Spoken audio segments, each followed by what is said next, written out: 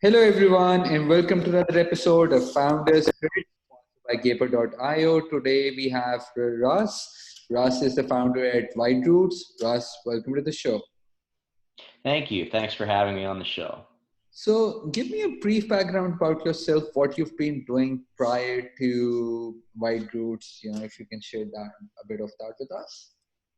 Sure. So I have about 25 years of experience in corporate America with two large companies. I started my career with DuPont. I have a chemical engineering background, so I started with DuPont, and I most recently worked for W.R. Grace for 18 years before leaving in this past June to launch Wide Roots, which is my wine import business.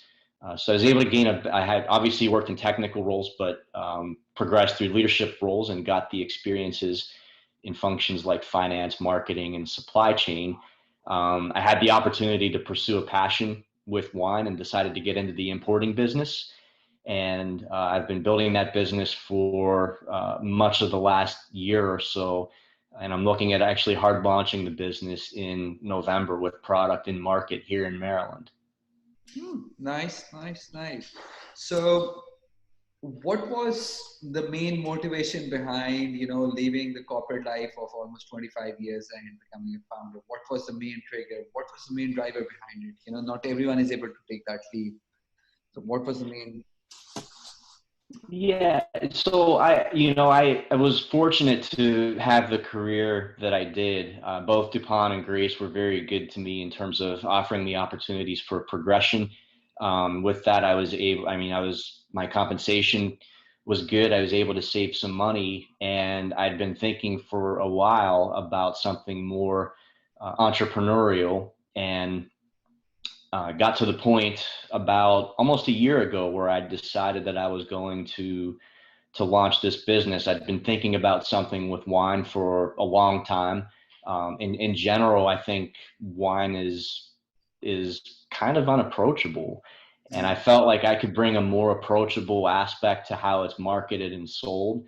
And I enjoy it. I like talking about it, and I had this great opportunity to pursue a passion and the ability to, thanks to my career and thanks to the experiences that I gained, particularly on the supply chain side, but also marketing and finance, where I could launch this business. It's a little bit of a change, but it's exciting at the same time. Got it. Got it. Interesting. So you just started before pandemic, right? You started in February and things. That's right. So what are the challenges? How is it like building a company during pandemic, especially an import company? So what were the challenges you faced and how were you able to overcome them? Yeah, so sometimes I think I'm out of my mind for launching this business at this particular time. Either that, or it's either the worst time to launch or the best time to launch. And I think time will tell what the answer is. The challenge is it's been interesting. So first of all, before the pandemic, the U.S. has been in the middle of some retaliatory tariffs against some countries in Europe, and that involves wine. They've actually put 25% tariffs on imported wines from certain countries. That's actually had that's all borne by the importers and distributors in the U.S. who are importing wines, and it's really caused distributors to have a difficult time. Then you had the pandemic on top of it, with restaurants not being able to stay open at least at full capacity. It's really made that part of the business very difficult, even though you've seen increases in the retail stores and also the online. So, excuse me, long story short, with distributors having a difficult time, they've been a little bit slow in picking up new products. And because of that, I've made the decision to self-distribute here in Maryland and to get out in the market myself to work directly. I'd planned to do that in a few years at some point. Um, while I worked on building more of a national importing presence and trying to distribute or trying to pick up distribution in multiple states. Instead, I'm kind of flipping my plan around. I'm going to self-distribute and work the market here in Maryland more directly.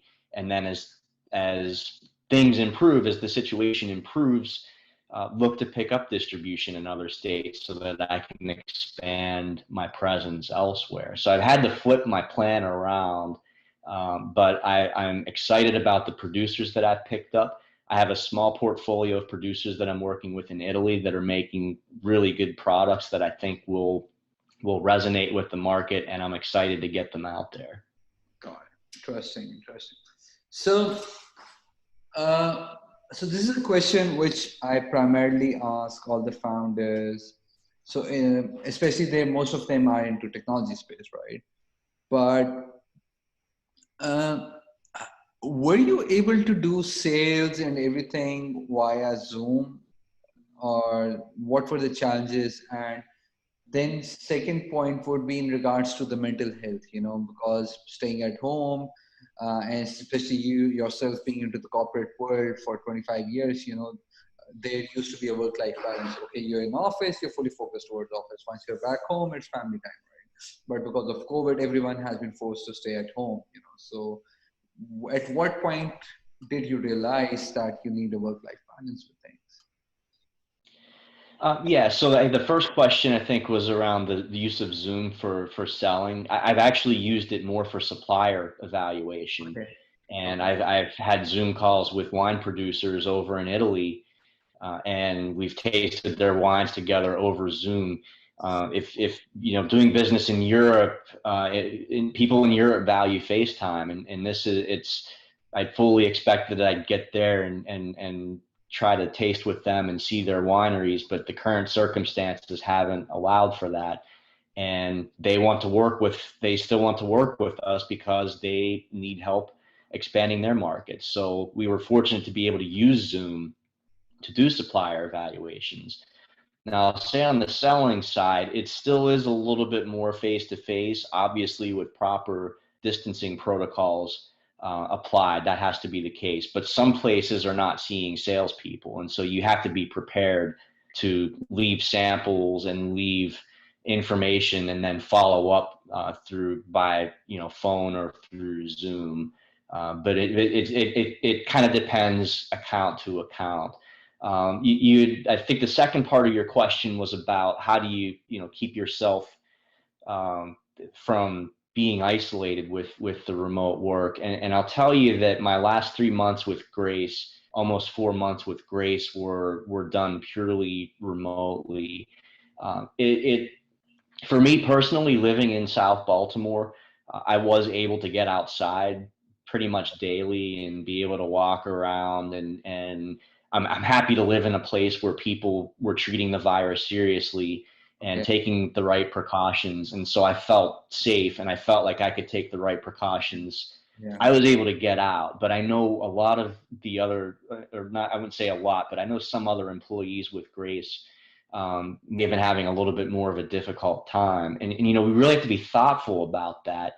I think that's one of the things about remote work is I see remote work Yeah. accelerating as a trend, and we have to be careful to make sure that people don't lose that sense of connection with their colleagues.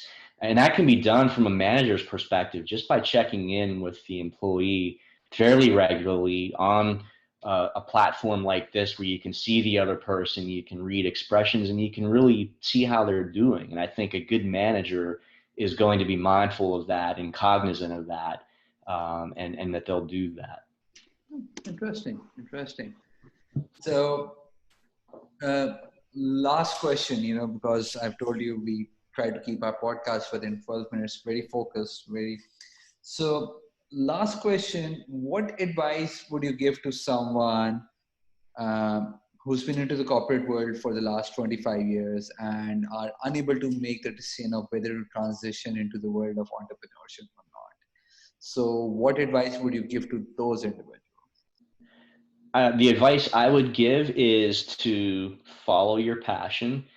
Because every day that I build this business is a fun day. I'm just enjoying myself. I'm enjoying myself so much. I'm very lucky to be able to do what I can do. The one thing that I've learned being an entrepreneur versus having worked in the corporate world for so long is that the peaks and valleys, how you feel about things that are happening, are just amplified. The highs are very high, and the lows can be very low. And keeping an even keel through all of that through an entrepreneur is absolutely critical. You know, with the highs, every good thing that happens is a step toward building the business that you want to build. And it's just that, it's a step. It's not the be all end all of where you want to be. And likewise, the valleys are, they're not going to wipe you out. I think, you know, you prepare for contingencies and you prepare for downsides, and you look for opportunities, and you read the market and you read competition, and you look for opportunities for where you can contribute value. And if you believe in what you do, it really helps you to ride that out and to keep an even keel. It's been something that I've had to really be mindful of, and it helps me to be able to do that. All right. Ross, thank you so much for being on the show. Take care of yourself and stay safe. Thank you, Mustafa. It was nice to meet you, and stay well.